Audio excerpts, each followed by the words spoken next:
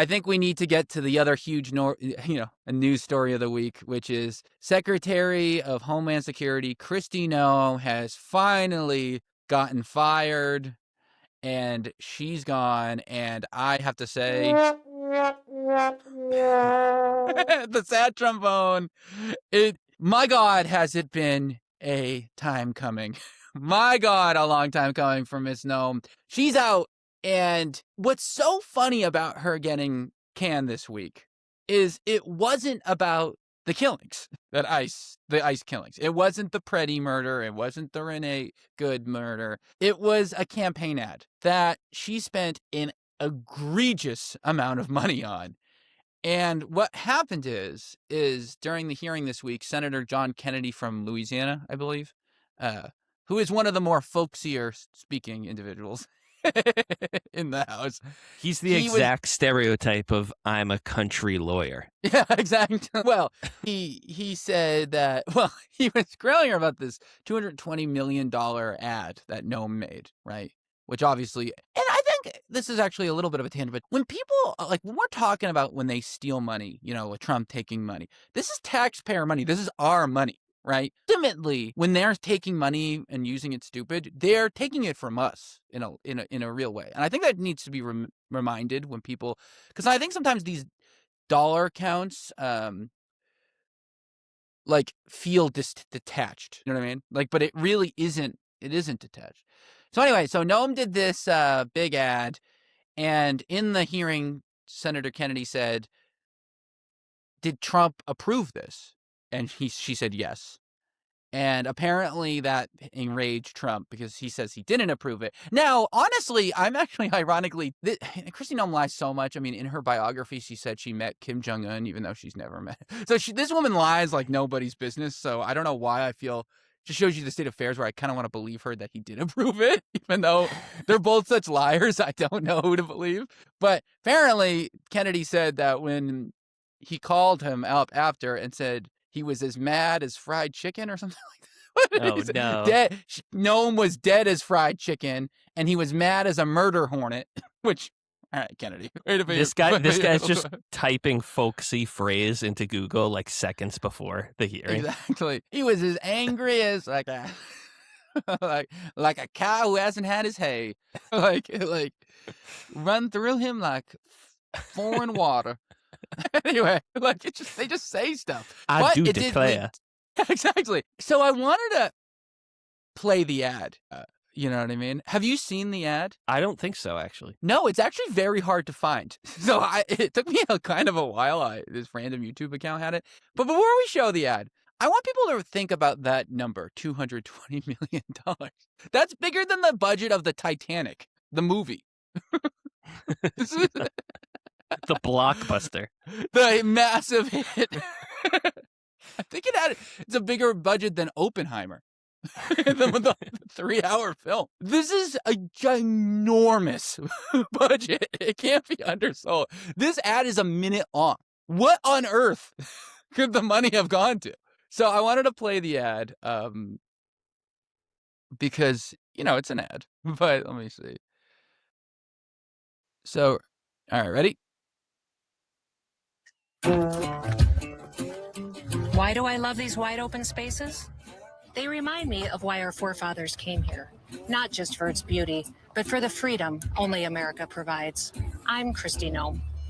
From the cowboys who tamed the West, to the titans who built our cities, to the dreamers who chased the impossible, America has always rewarded vision and grit. Oh my God. Our greatness calls people to us for a chance to prosper, to live how they choose, to become part of something special. Anyone who searches for freedom can always find a home here, but that freedom's a precious thing, and we defend it vigorously. You cross the border illegally, we'll find you. Break our laws, we'll punish you. Harm American citizens, there will be consequences. But if you come here the right way, your American dream can be as big as these endless skies. From President Trump and me, welcome. I did not realize that one horse and a green screen cost $200 million. Dude, it's a glamour ad. She's strutting around going, these wide open skies, they remind me of my... Like, it's just so ridiculous. How did that cost that much? It's ridiculous. She stole the money. She clearly stole the money. I mean, I'm sorry. There's no way this is an embezzlement. I don't know. Obviously, I'm talking out of my ass, but someone stole money here. There's no way that cost that much. I'm feeling as mad as a murder hornet. Yeah. When I watched that. Yeah. Senator Kennedy's real issue was she wasn't riding the horse properly. Yeah, Her exactly. form was off. Yeah, he didn't like her fancy boots. It's fascinating, too, because of how, of course, overly complimentary the ad is of Trump. Yeah, it's a joke. And yeah, right when I saw on my phone while I was on the way home from work the other day that Noem was let go, and then I just turned on YouTube to find like any news channel that was like putting it on their YouTube because I wanted to see. And I saw there was Fox News, so I was like, oh, let me see like how Fox is covering this. And it was all about her wasting money on an ad. Not one mention of the good or pretty killings or anything that ICE is doing. Like, not one mention. Like, that's not even a factor. It's a joke.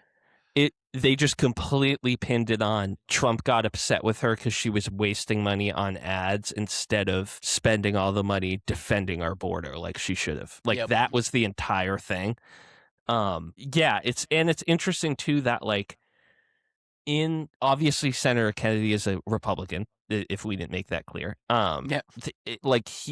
It's interesting that the thing that got Noem fired was that a fellow Republican found a way to portray her actions as disloyal and disrespectful to Trump. Yeah, exactly. Like it's that super interesting. It's a very like interesting approach. Like even if, and I watched some clips from the hearing, and like Kennedy even says while he's going over this stuff, like, if I was the president, I would be frustrated. I would be really mad about all this. Like he said, I think you're putting the president in a tough spot. So it's like all of the criticism had zero to do with the catastrophe that ICE is right now, and everything to do with portraying her as going against Trump, which, as we know, is how you get canceled within the modern Republican Party. What do you think? And maybe an approach that should be used more often. You know, maybe this is like with Pia Bondi, right? Like, should they say like this is really putting him in a bad spot by throwing fits on, you know what I mean? Like lying under oath. Maybe you're putting Trump in a bad spot should be the framing of everything from like one to another. You know what I mean? Like, it's a good point. And it does kind of show, yeah, it's interesting though, because like, again, if someone were to care about, wasting money, right? Not spending money wisely, right? Then shouldn't the $1 billion a day for the Iran war resonate stronger? Like it's just, this is the Republicans' strongest skill, is the musical chairs they play with issues they care about, and trying to pin them down on something that is sticky for like multiple issues that are independent of each other, but it like shares some sort of thread, has become so difficult that I don't know if this is true. You know what I mean? Like next time someone does it, in this case we didn't care. Like, you know what I mean? Like it just, they're so unpredictable in that way. Like in what they'll get upset about. They're predictably upset about everything, but the reason why is always shifting around. You can't really pin them down on anything. Right, exactly. And I think it's interesting that the person that Trump is nominating to replace Kristi is Oklahoma Senator Mark Wayne Mullen. And CNN reported that Trump is choosing him because he loves watching Mullen on TV.